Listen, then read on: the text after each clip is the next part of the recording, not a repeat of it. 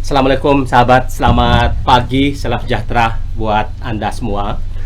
Hari ini ini tiba-tiba sebetulnya ya datang di studio dua tokoh, yaitu Kang Bima Arya, Wali Kota Bogor, dan ini di sebelah kanan saya adalah Kang Yus Fitriadi dari Direktur DIP Indonesia.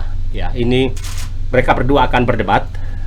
Saat ini kita akan minta waktu Anda untuk kira-kira kurang lebih 1 jam ya, tentang kebijakan terbaru penanganan COVID di Kota Bogor. Ya, kebijakan ini dikeluarkan oleh Satgas ya COVID-19 dan Forkopimda yang ada di Kota Bogor. Kebijakan ganjil genap. Saya tidak tahu ini jurus apa lagi, karena sebelumnya sudah ada jurus-jurus lain, ada pembatasan buka toko, kemudian restoran dan lain-lain, dan sekarang ini ganjil genap. Ini jurus apa, Kang Bima? Jadi ini langsung mulai nih ya. Langsung. Jadi Bang Azarin, semalam saya baca komentarnya Kang Yus ini. Iya. Ya, saya kira setiap kebijakan itu harus dikritisi. Nggak apa-apa gitu, nggak apa-apa. Saya suka gitu. Iya. Tapi harus juga di counter untuk jelaskan, ya, sehingga warga bisa punya pandangan yang fair dan objektif. Oke, sisi pemerintah ini, ya, sisi akademisi ini, ya, bisa gitu. Jadi ada edukasi di situ. Makanya saya merasa perlu untuk bicara dan duduk seperti ini kan. Itu poin pertama. Poin kedua, saya selalu ingin teman-teman pengamat itu kalau melakukan kritik ya, itu berdasarkan 2 hal. Satu, info yang valid ya tentang proses yang terjadi, dan kedua juga data. Ya, mana tahu mungkin Kang Yus punya data yang nggak dimiliki saya, kan gitu. Yeah. Atau sebaliknya, ternyata Kang Yus nggak pernah megang data sehingga bicaranya sembarangan, kan gitu. Oke, gini. Anda bicara sembarangan ini kan? Aku punya data. Ya, makanya. Aku sampaikan data itu. Makanya. Enggak. Lonjakan kasus positif di Bogor ini luar biasa. Luar biasa. 2 minggu yang lalu masih di bawah 100 ya. Sekarang naik terus di atas 100. Ya. Sudah di rata-rata per hari. 168. Rata-rata per hari. Tinggi sekali. Ya. Kalau bicara apa yang sudah dilakukan oleh Satgas, Bang Hazim bisa lihat bagaimana kami, Pak Kapolres, terus-menerus turun ke lapangan mengalih prokes dan sebagainya. Kesimpulan saya adalah 2 hal ini. Mengapa lonjakan ini terjadi? Ini juga berdasarkan data-data. Ini kita buat setiap 2 minggu sekali data-data ini ya. Tren kasus positif dari mana, klaster apa, ya, semuanya ini ada di sini. Ini 2 minggu sekali kita pelajari. Yang pertama adalah lemahnya sistem tracing, testing, dan treatment. Ini harus saya akui, lemah. Bang Hazim bayangkan kalau 1 hari ada 100 positif ya. Kemudian 1 positif itu harus diiringi dengan 10 kontak erat, berarti 1000 orang harus kita swab minimal ya. Testingnya cukup nggak gitu. Nah, yang kedua adalah mereka ini kan harus dimonitor, diawasi.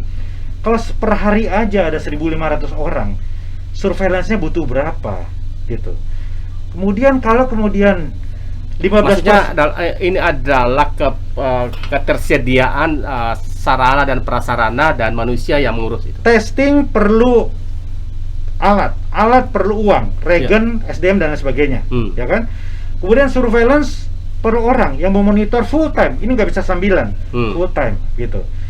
Lonjakan seperti ini menyebabkan kita keteteran, harus saya akui gitu ya. Kemudian ketiga adalah treatment.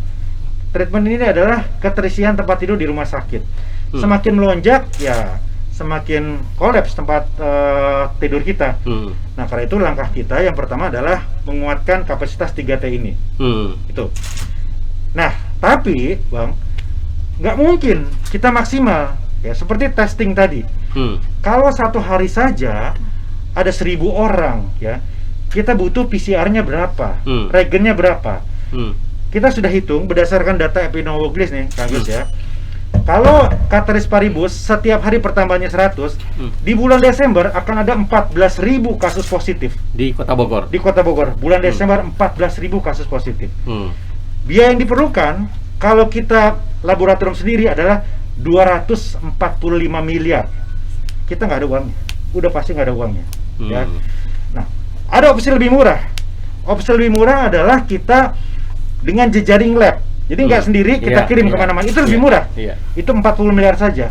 Tapi risikonya adalah kita harus tunggu. Kalau sendiri cepat, ya bisa 5 jam. Tapi kalau nunggu itu 3 hari, Bang. Ya, kepastian itu 3 hari. Bahaya, ya. Sedangkan dalam waktu 3 hari itu apapun bisa terjadi. Belum lagi kalau semuanya ke situ. Artinya apa? Testing, tracing, dan treatment ini tetap ada keterbatasan logistik dan SDM. Karena itu yang kedua adalah kenapa lonjakan terjadi karena mobilitas dan kerumunan warga yang tidak terkendali ini. Jadi strateginya tidak hanya penguatan kapasitas 3T, tapi mengurangi mobilitas warga. Warga dibuat untuk tidak keluar rumah semaksimal mungkin kalau tidak penting. Karena kalau sudah di luar susah memantaunya dan sebagainya. Nah, karena itu kita melakukan berbagai macam kebijakan. 13. Ya. Anda bilang akrobat, apa maksudnya? Anda akrobat? Ya, artinya karena memang saya mempunyai minimal di catatan saya itu ada 5 kebijakan yang saya pikir sering dilontarkan oleh Kang Bima dan itu tidak mendapatkan respon positif, bahkan tidak jalan. Nah, karena memang itu tidak kompatibel dengan kebutuhan masyarakat kebijakan itu.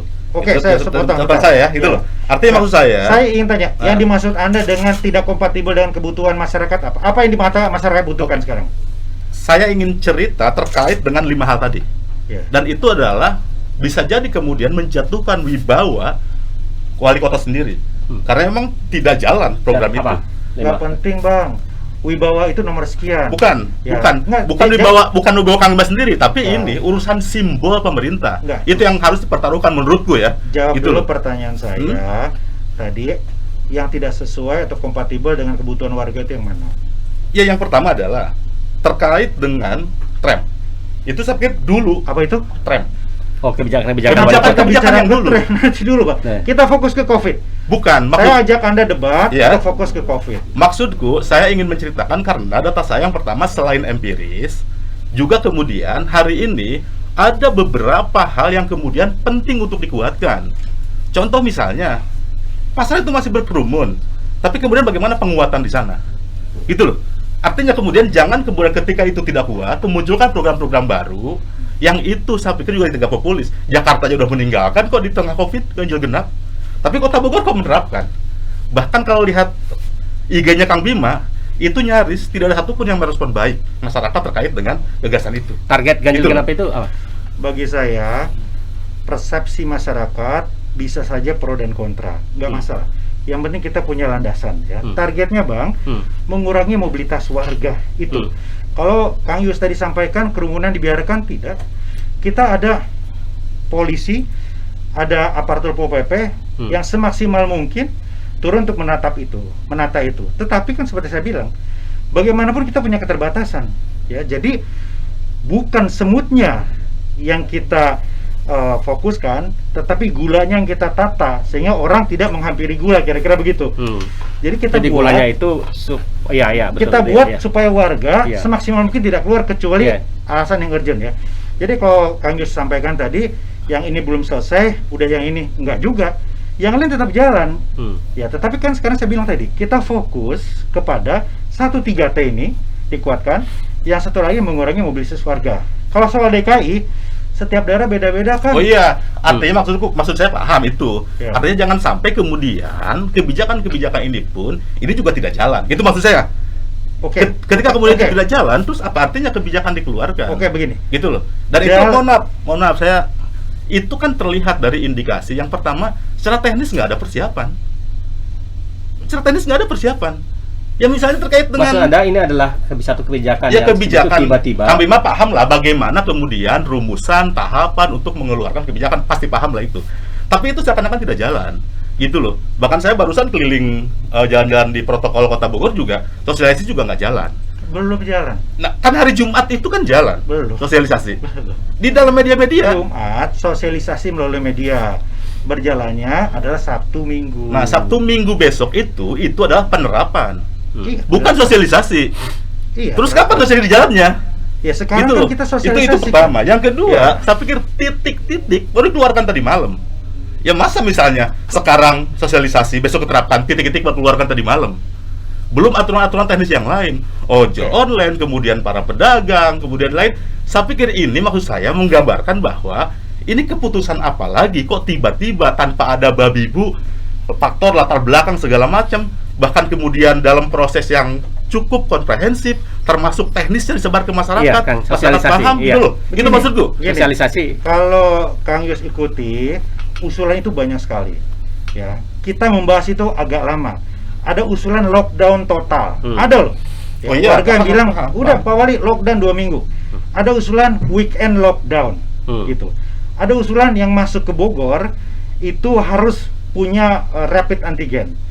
Tapi setelah kita lakukan kajian dan dibahas dengan Forkopimda, kita memutuskan untuk memilih opsi ganjil genap, gitu ya. Dan itu pun kita sounding dulu kemarin. Kita sounding, kita akan menerapkan ini, ya. Tetapi tidak di Jumat ini, ya. Sabtu dan Minggu. Nah, Kamis Jumat kita gunakan untuk sosialisasi, menerima masukan begitu.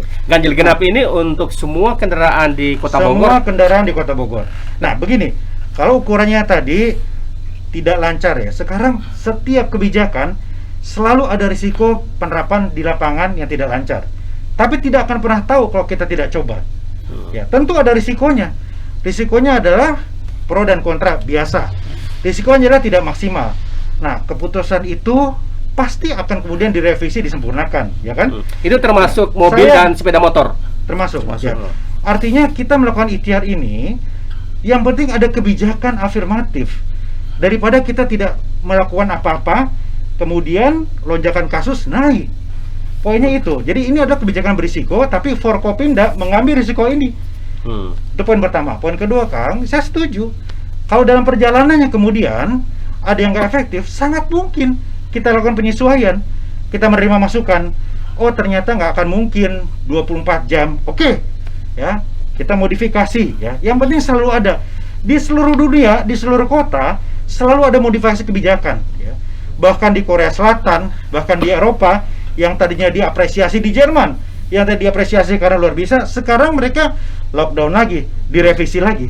Ini Nah, perang. Ya, gimana dengan aktivitas dan mobilitas yang berkaitan dengan ekonomi, dengan Sepakat, Bang. Jadi ini yang kita tekankan, Iya. jangan sampai merugikan warga, jangan sampai ekonomi terpukul. Nah, yang kita sasar adalah orang-orang yang sebetulnya tidak terlalu urgent, ya. Mau pergi hanya sekedar nongkrong, ngumpul, ngafe, itulah target kita.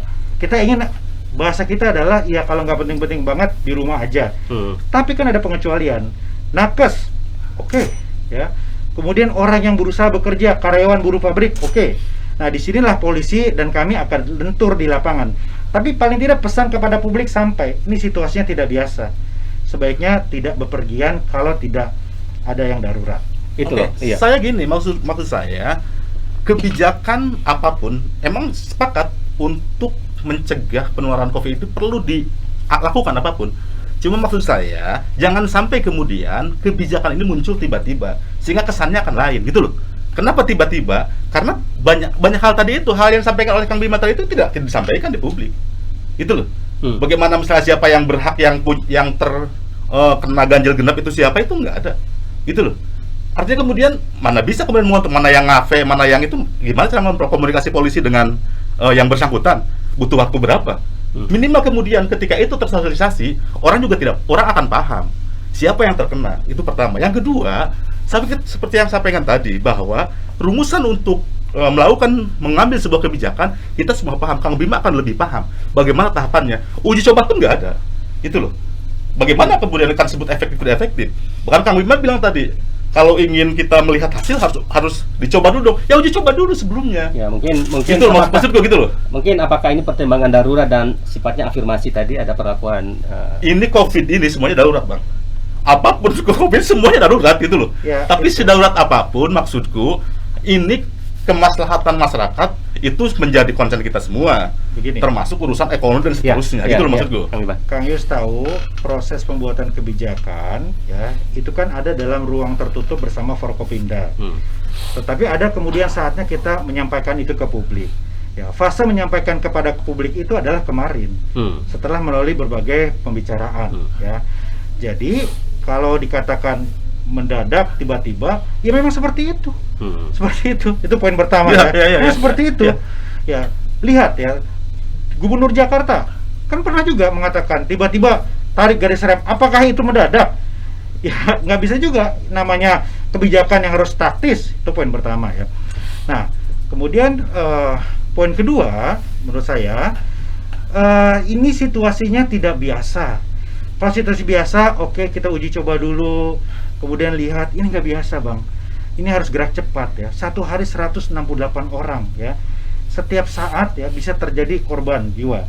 Nah karena itu kita bergerak cepat ya. Bisa saja kemudian orang menganggap bahwa Sabtu Minggu ini juga masa uji coba sebetulnya ya, bahasanya kan begitu. Artinya kita ya tidak mungkin ya, kamu pun paham, Sabtu besok kemudian langsung didenda, langsung dikenakan sanksi, ya tidak lah.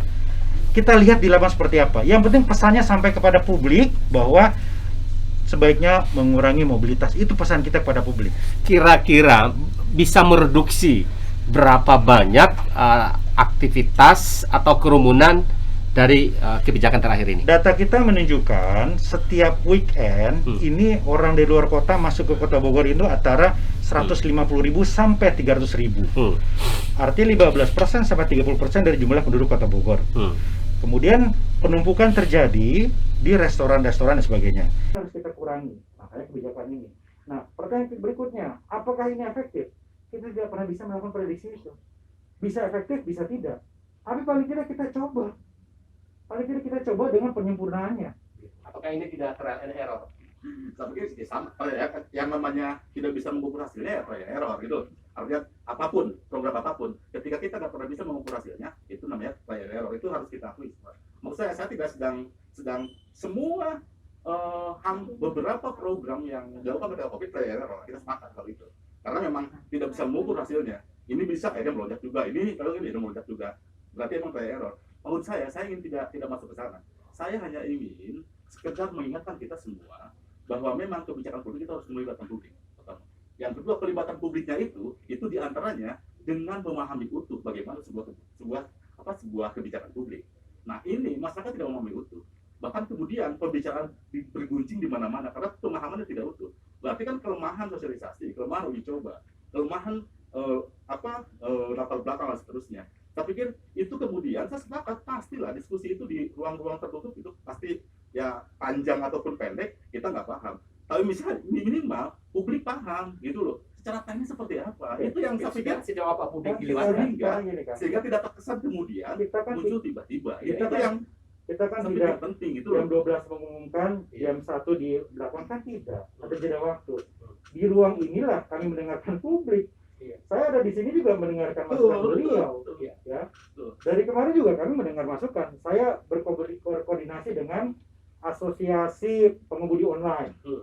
Saya berkomunikasi dengan Serikat Pekerja. Ya, Pak Wali, gimana kalau motor karyawan? Oke, kita akan bahas dengan Pak Kapolres. Masih ada waktu ini. Ini kan fasenya. Ya, jadi saya setuju publik harus terlibat. Ini adalah fasenya. Besok pun kalau masih ada masukan, kita dengar. Anda bisa bilang kita tidak mendengar masukan publik kalau tidak ada sama sekali penyempurnaan, perbaikan, atau keterangan tambahan, ya kaku. Enggak, ini kita buka proses itu. Jadi ini benar-benar trial and error sambil ingin mendapatkan hasil yang optimal, kira-kira gitu. Masa COVID ini adalah masa yang tidak biasa, itu polanya pilihannya seperti itu. Oke. Jadi, tapi yang penting, ya, saya nggak apa-apa, yang begini-begini dikritisi, saya senang, ya. Jadi kan tahu, ya, tapi jangan sampai digiring ke arah yang lain, ya. Dibilang misalnya manuver politik. Ya karena empirisnya begitu.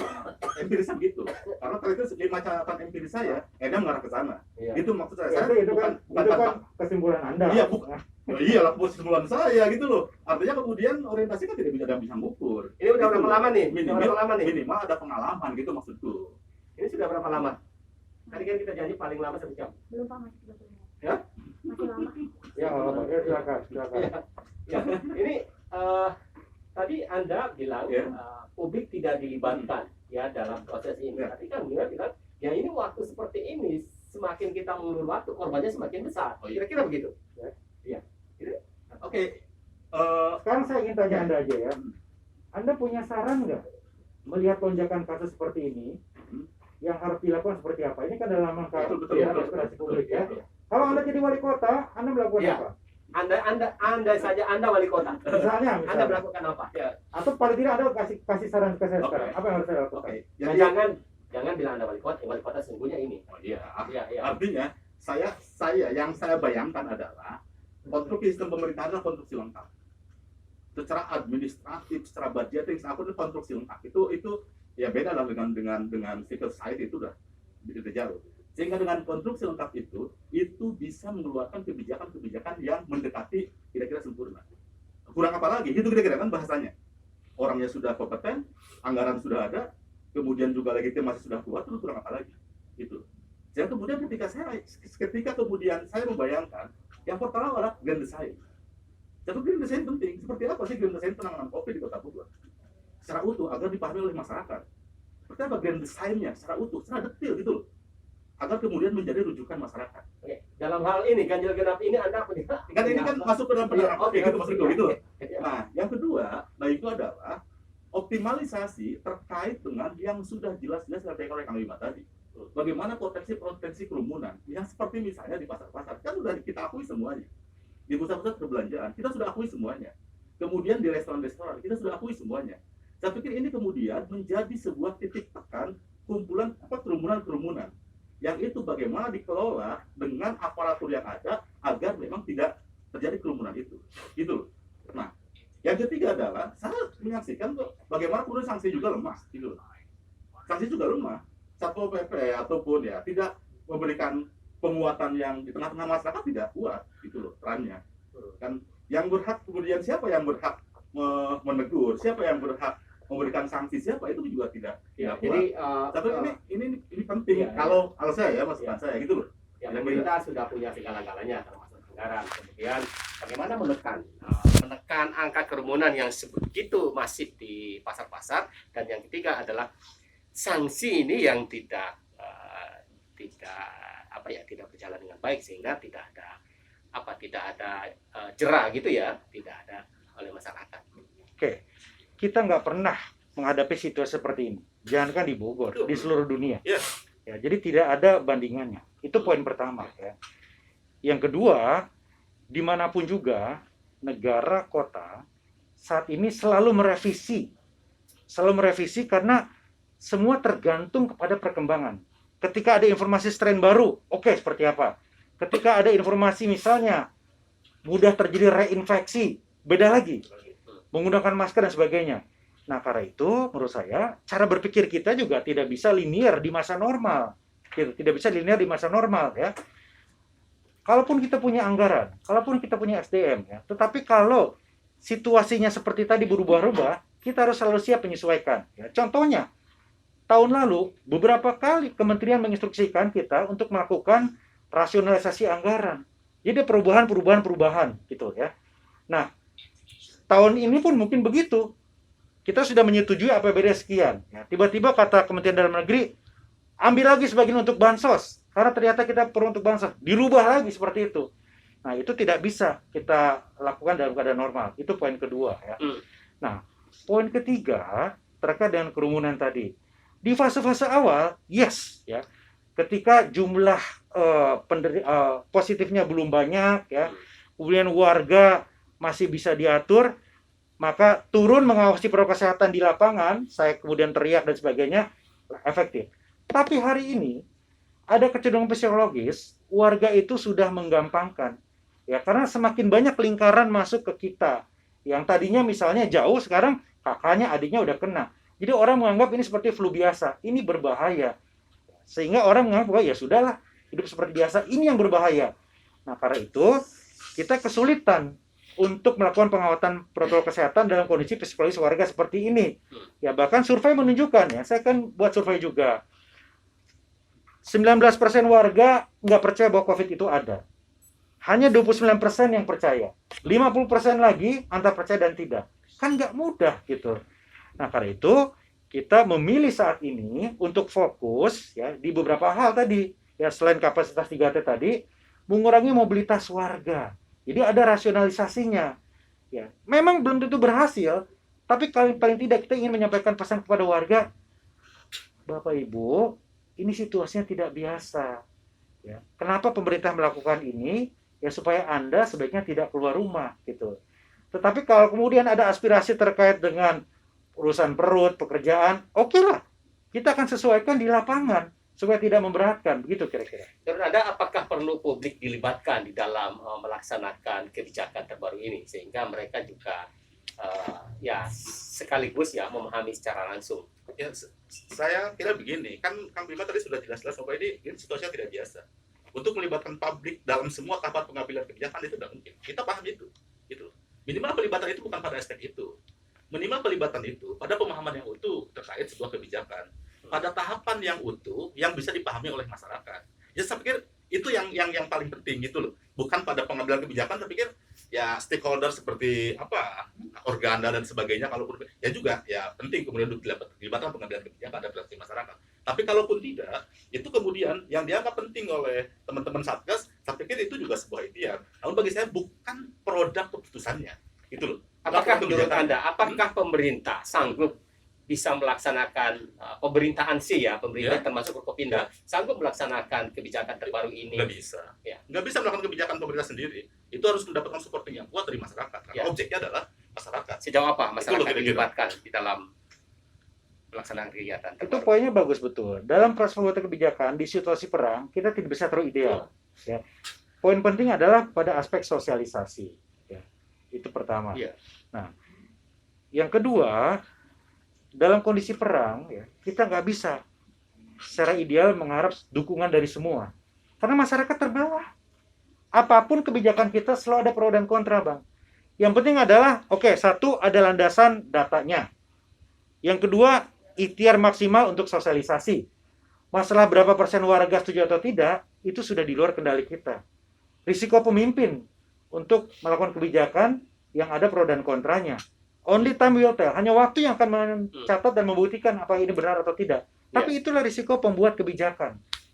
Ya, jadi Anda masih belum. Ya, saya masih ada dua hal. Yang pertama terkait dengan bahasa kemudian sulit untuk mengendalikan pasar, sulit untuk mengendalikan itu. Saya pikir ya itu kita bisa pahami, kita bisa maklumi, kita bisa pahami. Itu karena emang psikologis masyarakat dan sebagainya. Tapi justru dengan psikologis seperti itulah kemudian ini berbahaya, amat sangat berbahaya, dan itu perlu penekanan treatment seperti apa yang bisa dilakukan di pasar-pasar, di pusat perbelanjaan, di tengah-tengah masyarakat, tempat-tempat ibadah, majelis taklim dan sebagainya. Bisa gitu loh. Justru ini karena ini liar pada akhirnya kalau tidak mendapat tekanan yang kuat. Nah, pertama, kan begini, Anda juga harus baca di 13 langkah yang kita umumkan kemarin, salah satunya adalah pengawasan lebih ketat pada tempat-tempat umum seperti aktivitas perekonomian dan event-event lain. Pasar kita atur jadwalnya. Kalau kemudian terjadi kerumunan, maka kemudian akan kita tertibkan. Itu ada. Ya. Yang kedua adalah aktivitas yang bukan perekonomian, seperti olahraga, pengajian dan sebagainya. Itu juga akan kita tertibkan gitu. Nah, jadi yang Anda sebutkan itu aktivitas olahraga masih nggak bisa. Kalau berkerumun nggak bisa. Ya kalau sendiri berdua oke lah ya. Tapi kalau berkerumunan itu udah nggak bisa gitu. Enggak, ya saya paham dan itu kan sudah menjadi konstruksi hampir di semua daerah. Kita paham tentang langkah-langkah itu. Namun maksud saya dibandingkan dengan mengeluarkan kebijakan yang baru yang itu kemudian ya bagi saya mungkin agak sulit mengukur ya gitu kira-kira kan, karena melibatkan nggak tahu mobil bisnis yang masuk punya siapa, kemudian dari mana plat B juga banyak dari barat gitu loh, itu susah ngukurnya gitu. Saya melihat apakah tidak lebih efektif kemudian mengoptimalkan langkah-langkah yang tadi disampaikan Kang Bima itu loh. Seperti langkah apa yang lebih efektif dibanding yang tadi misalnya tentang efektivitas bagaimana pengolahan pasar itu Nah, bisa atau perekonomian lain misalnya gitu loh. Tadi Kira-kira. saya harus ulangi Tapi ya. tadi kan sudah ada klaster-klaster Ini tadi. bukan, Betul, ini betul, saya harus betul. ulangi. Ini dua hal yang berbeda. Iya. Pasar, tempat-tempat umum itu di ujung. Itu sudah law enforcement. Iya. Ini yang saya lihat tadi berat. Kita tetap lakukan, tapi dalam pengalaman kita ini tantangannya sangat berat. Kita perkuat sekarang adalah di sini supaya orang dikurangi tidak ke sini. Itu. Jadi ini kebijakan yang berbeda. Ya, jadi yang kita lakukan adalah mengurangi mobilitasnya di sini. Sebetulnya pilihan paling ekstrim adalah lockdown tadi.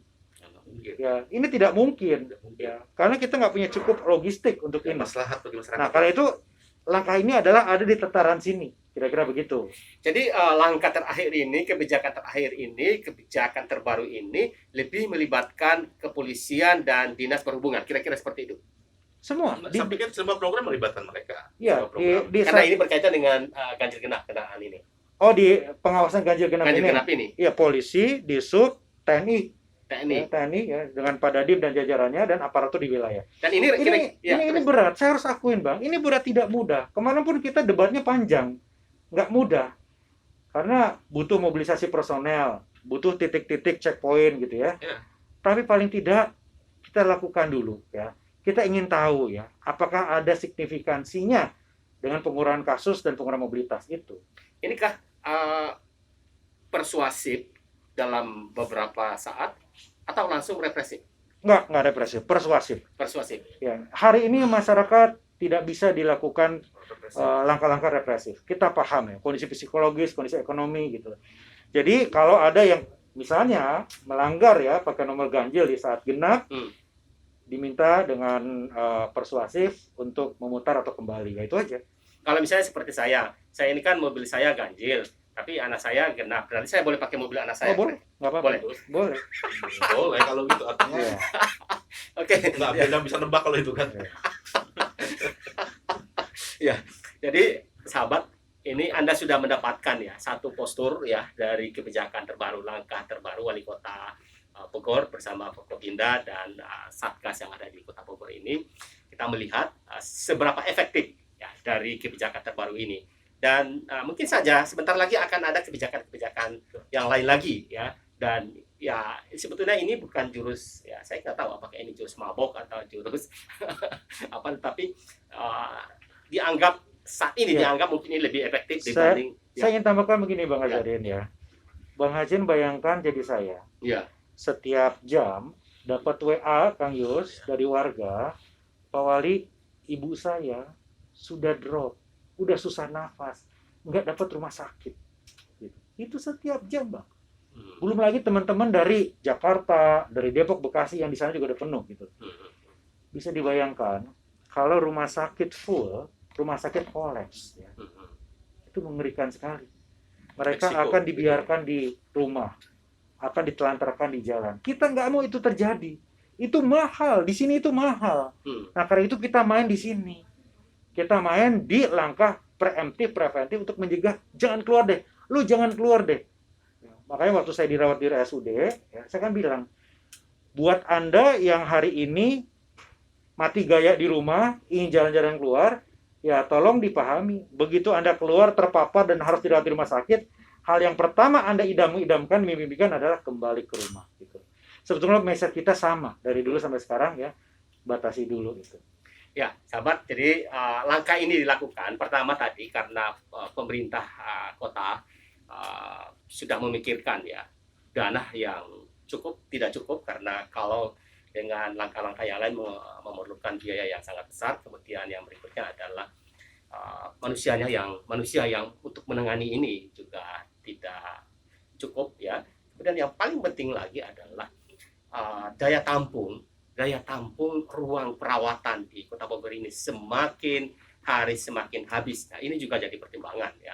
Jadi kemudian pemerintah mengambil langkah yang terakhir ini. Ya, Kang Yus ya setiap hari harus terus mengawal ini, mengontrol ini bersama teman-teman sehingga masyarakat mendapatkan benefit ya dari apa yang dilakukan oleh Wali Kota dengan Forkopimda dan Satgas Covid yang ada di Kota Bogor. Sampai nanti di debat yang lain pada saat yang lain. Assalamualaikum warahmatullahi wabarakatuh.